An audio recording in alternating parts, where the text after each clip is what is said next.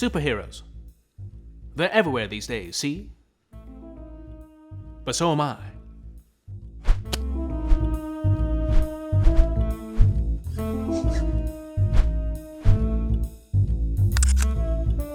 My name is Phil Sheldon.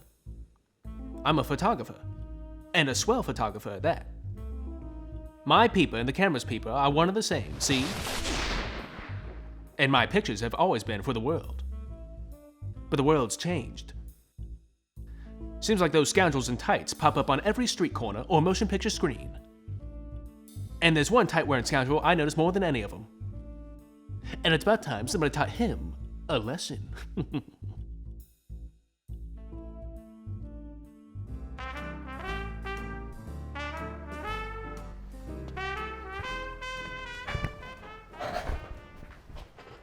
Oh boy, Captain America. I know you're a very busy man, so I appreciate you joining me today. Of course. You know, I'm sure a lot of people hate these interviews, but I could do this all day. Wowzers, what a terrific line. Although I do believe that Chris Evans fella might have had a little better delivery than you. Well, you know, that's why he's the lead. I'm just a cameo. A cameo in your own motion picture. I wonder what that must feel like. Someone else getting all the credit? No, I wouldn't say that.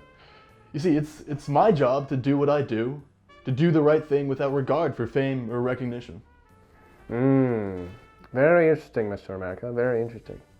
Now let me ask you a question. Do you feel any guilt weighing on your conscience? Anything eating you up at night? Perhaps something pertaining to the era of World War II? That's a little bit of a personal question. Yeah, I don't think I'm comfortable answering that in this interview. Why ever not, Captain America? Why, is it because there is something weighing on your conscience? It sure would be the cat's pajamas if you'd share. What is this? Who are you? Don't recognize me, eh? No, I don't. You've had your back to me this whole interview, so no. Well, feast your peepers on this mug. Ring any bells? Yeah, it does. It's been a long time, Phil. It has been a long time, Mr. Rogers. Surprised it took you that long to recognize me. Any cross-eyed gumshoe could have told you that it was me. What exactly is it you want here, Phil?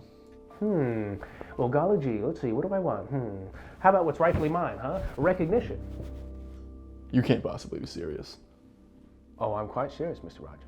You see, all those years ago, when you flew that bird into the ice, you came out with fame and glory. But what about your cameraman, who was beside you the entire time? Awfully convenient they left that out of your little motion picture. Look, Phil, I'm sorry that they neglected to include you in the film, but I have no creative control whatsoever. That's enough, Mr. Rogers. Now look here, see? I used to admire you. That's why I went up with you in that bird in the first place, to capture your heroism. I thought we'd be honored together, or at least die trying. But this is worse than death. You see, I've lost everything. You knew the risks when you signed up. A lot of the other guys, they weren't so lucky. Oh, sure. But I lost everything in the ice. My wife, my job, my status, my lens cap. You know what the worst part of it all is, Mr. Rogers? You're idolized, and I'm forgotten completely. And to cap it all off, you're smoking hot, and I'm smoking not. Now, how is that fair? Phil, the ice didn't change our appearance. Shut your trap. Now, look here, I'm gonna get what's rightfully mine. Maybe after all this, people start to care about the cameraman. Now, say cheese. Phil, I care. Quit your yammering. I appreciate your sacrifice, Phil. And you're right. It's not fair things turned out the way they did. I said quit your yammering. Now look, your shield's outside, and this gun is fully loaded, see?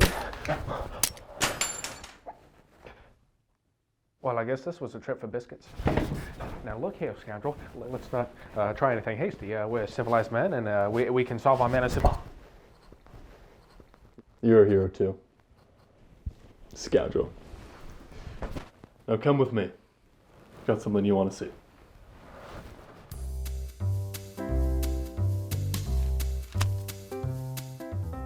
Well, I guess superheroes are pretty swell after all.